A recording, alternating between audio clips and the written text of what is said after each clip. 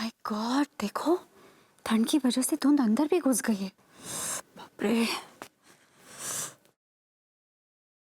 क्या आपके पति को बहुत ठंड लगती है? क्या वो ठंड के मौसम में हमेशा रजाई में दुबका रहता है? अगर ऐसा है तो ये चिंता का विषय है। मतलब कि आपके पति के शरीर की गर्मी धीरे धीरे खत्म हो रही है।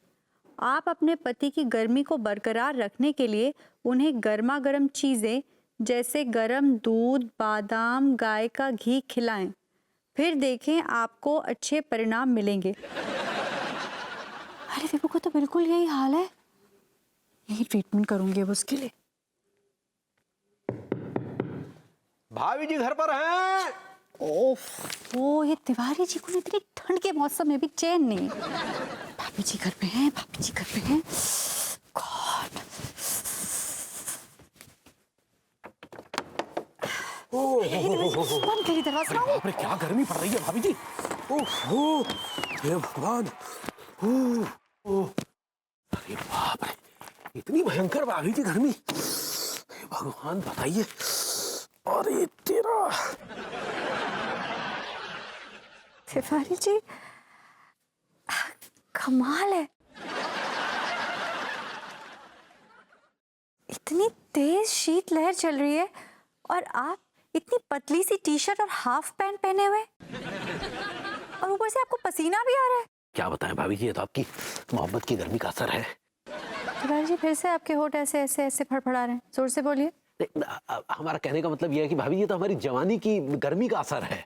तिवारी जी आपकी जवानी कुछ ज्यादा ही गर्मी फैला रही है, क्योंकि शहर में आपसे छोटे छोटे उम्र के लड़के शीतलहर की वजह से रजाइयों में दुबके पड़े हैं और आप यहाँ इतनी पतली सी कॉटन की टी शर्ट और ये हाफ पैंट पहन के घूम रहे हैं। ऊपर से आपको पसीना भी आ रहा है।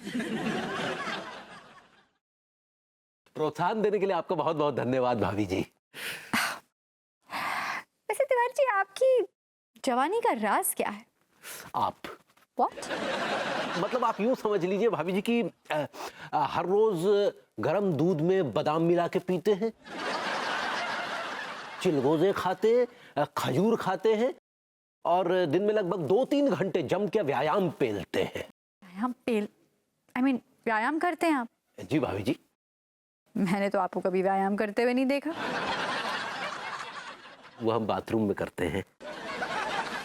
वैसे मुझे याद है जब आपने मुझसे उस दिन रेस लगाई थी तो 10 कदम दौड़ने के बाद आप बैल की तरह हाँफ रहे थे। वो तो मजाक कर रहे थे भाभी जी। हार कर जीतने वाले को बाजीगर कहते हैं।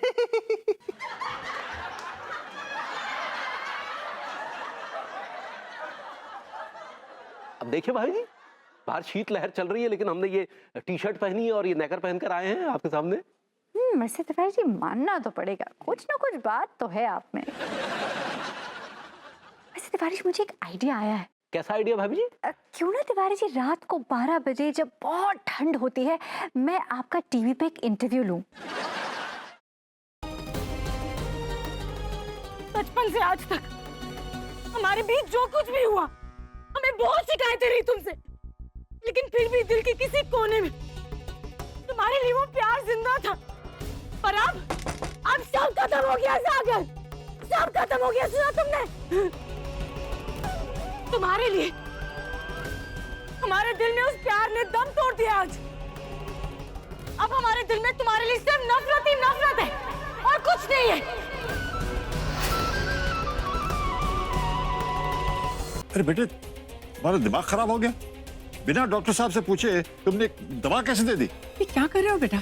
तुम्हें पता है कि वो माँ बनने वाली है और इस तरह से कोई उल्टी सीधी दवाई दे दोगे तो लेने के देने पड़ सकते हैं बेटा।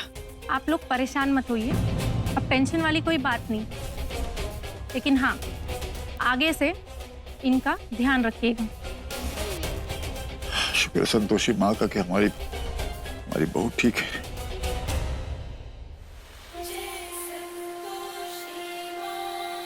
मटके से टकराया और मटके को ही कोस रहा है कि चोट लग गई, चोट लग गई।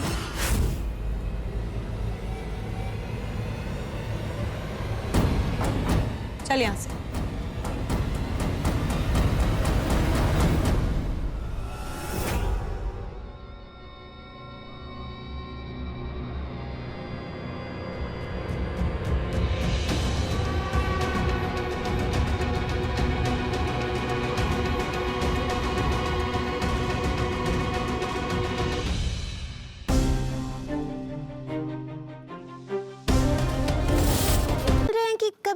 हम सांप पर बैठ सकते हैं? देखो पगली, ऐसा है कि वो तो हमने मजबूरी में, मतलब उस गुंडा मलमलूका के चक्कर में तुम्हें सांप पे बिठा दिया था, लेकिन अब वो पकड़ा गया है, इसलिए ख्याल अपने मन से निकाल दो। और वैसे भी तुम घर की लक्ष्मी हो, घर की लक्ष्मी हमेशा घर में ही अच्छी लगती है, हम सांप पे अच्छे लगते हैं। ठीक है पगली?